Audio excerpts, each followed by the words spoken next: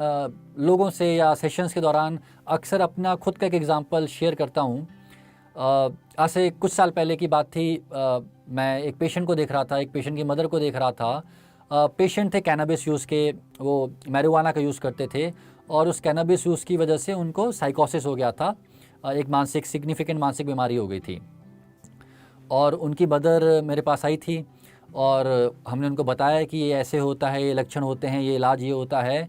और क्योंकि उनके सिम्टम्स बहुत ज़्यादा थे तो हमने उनको सजेस्ट किया कि कुछ हॉस्पिटल्स हैं शहर में, आप उनमें से किसी में एडमिट कर दीजिए। तो इस बात के कुछ घंटों के बाद मुझे उन मैडम का मैसेज आता है, जो कि मदर थी पेशेंट की, कि क्या आप मुझे उस हॉस्पिटल में ठीक हुए 2-3 लोगों का फ़ोन नंबर दे सकते हैं और मैं उनसे बात करके फिर डिसाइड करूँगा कि भर्ती करना है कि नहीं करना है। तो मैंने जैसे ही वो मैसेज देखा मुझे बहुत गुस्सा आया।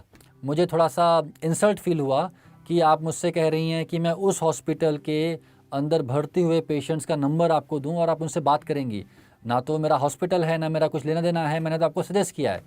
और गुस्से में मैंने फ़ोन उठा के रिप्लाई लिखना शुरू किया कि this is not my job और ये मेरा काम नहीं है और काइंडली इस टाइप के मैसेज मुझे मत भेजिए। अब वो मैसेज लिखते-लिखते मैं रुक गया, क्योंकि मुझे अपना प्रिंसिपल याद आ गया कि डिले द रिस्पॉन्स, मुझे इमीडिएटली रिएक्ट नहीं करना है। मैंने अपने आप से बोला कि मैं मैसेज रिप्लाई करूँगा, बट अभी नहीं, शायद आधे घंटे बाद करूँगा।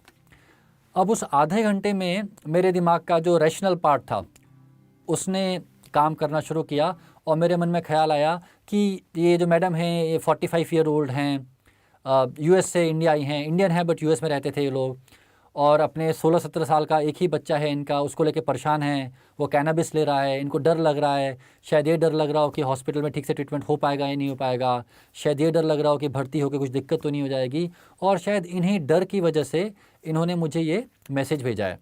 अगर मैंने इनको एक ख़राब से रिप्लाई कर दिया, गुस्से में रिप्लाई कर दिया, तो मैं इनकी हेल्प नहीं कर पाऊँगा, मैं एज़ अ डॉक्टर अपना धर्म नहीं निभा पाऊँगा और मैं प्रॉब्लम को और बढ़ा दूँगा।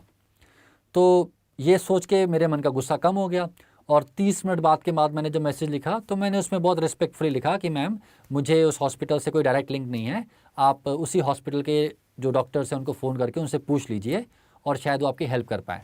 और इस मैसेज के भेजने के इमीडिएटली बाद रिस्पॉन्स उनका आ गया, thanks doctor, you have been a great help. तो इस स्टोरी में हमें क्या दिखा कि पहला बार वो मैसेज पढ़ते ही जो मेरा रिस्पांस आया वो बहुत इमोशनल रिस्पांस था, एंगर वाला रिस्पांस था, बट क्योंकि मैं अपने आप को 20 मिनट आधा घंटा रोक पाया, इसलिए मैंने अपने रैशनल माइंड को टेक ओवर करने का मौका दिया। और यही है डिले द रिस्पांस की टेक्निक, जो कि मैक्सिमम केसेस में बहुत अच्छा रिस्पॉन्ड करती है।